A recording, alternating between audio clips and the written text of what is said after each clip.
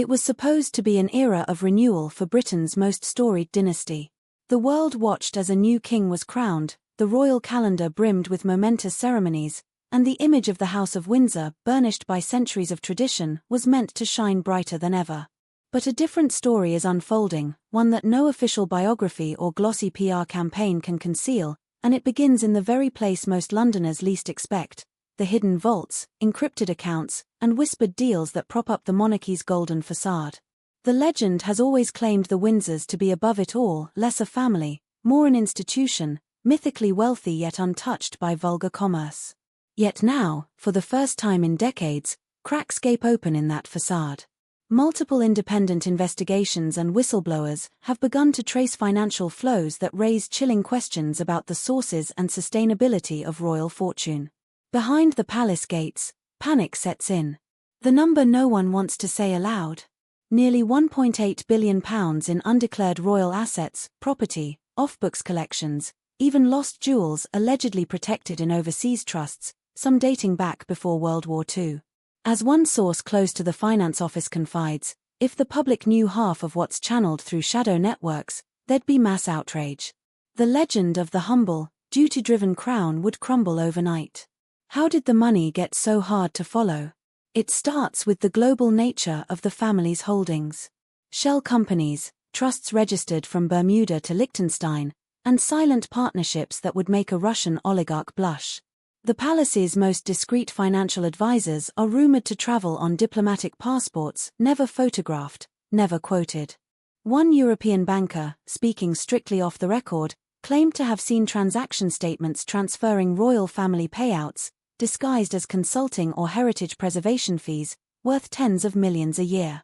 The true scale of property-owned castles, apartments, luxury lands remains a state secret, despite repeated demands for transparency from the British Parliament. Follow the money and the story darkens. During Brexit negotiations, a flurry of cash movements was detected across royal-linked trusts.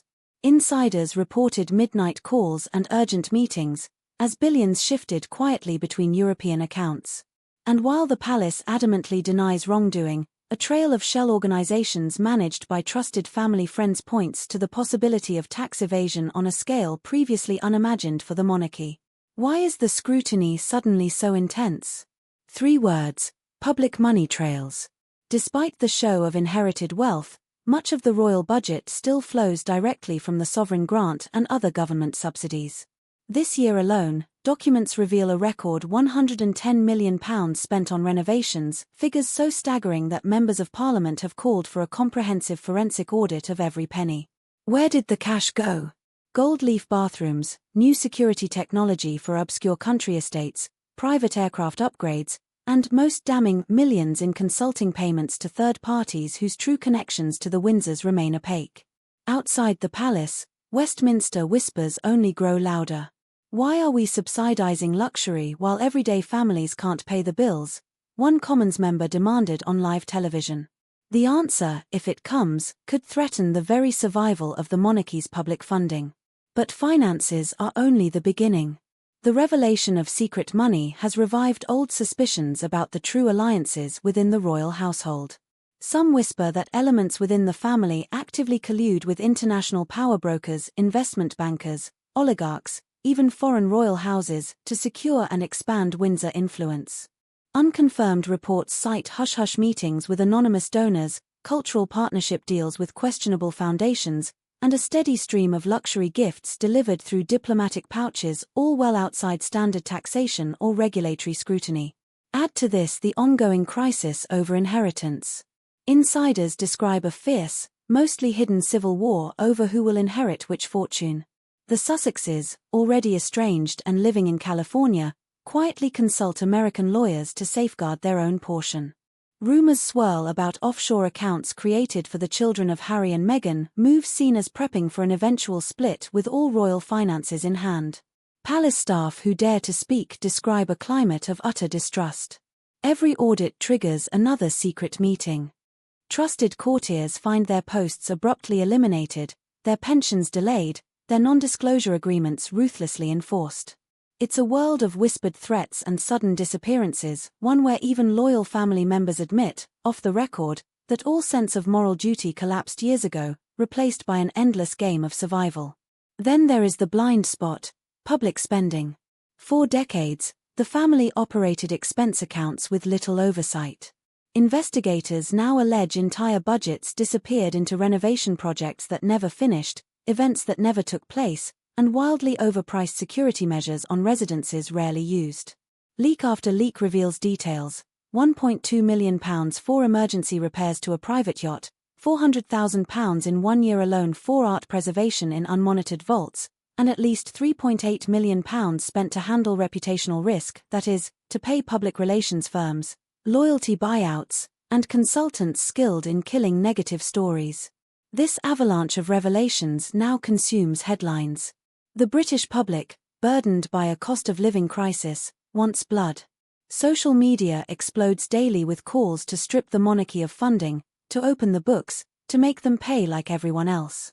Some journalists claim royal press officers have gone so far as to threaten uncooperative outlets with blacklisting or loss of access. But as one well-known investigative journalist put it, the harder they push, the more people want to know what's inside Pandora's box. Looking ahead, the danger only grows. In the background, Parliament has already convened 3 closed-door sessions on the future financing of the Crown.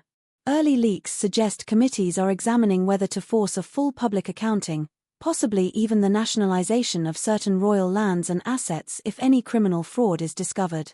Several MPs reportedly received anonymous packets of bank statements, documents hinting at vast heritage preservation grants routed overseas, shell firm buyouts of luxury flats in Paris and New York, and even shadow payments linked to discreet foreign visits by lesser royals. Unable to contain the surge, the palace is said to be preparing for the ultimate PR war.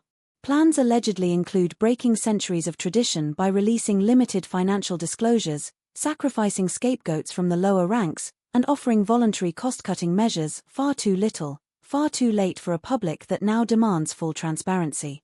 But the potential consequences are far more than just a temporary scandal. For the first time in a generation, the monarchy's future is truly on the line. What happens if trust evaporates forever? Who owns the gold, the land, the jewels, and who, when the dust settles, will be left holding the keys to the kingdom? Amidst breathtaking palaces and ancient ceremony, Britain's royal household is engulfed by something it has always feared most: the cold, blinding light of accountability. Every leak, every audit, every whistleblower could be the catalyst that ends not just a reputation, but an era.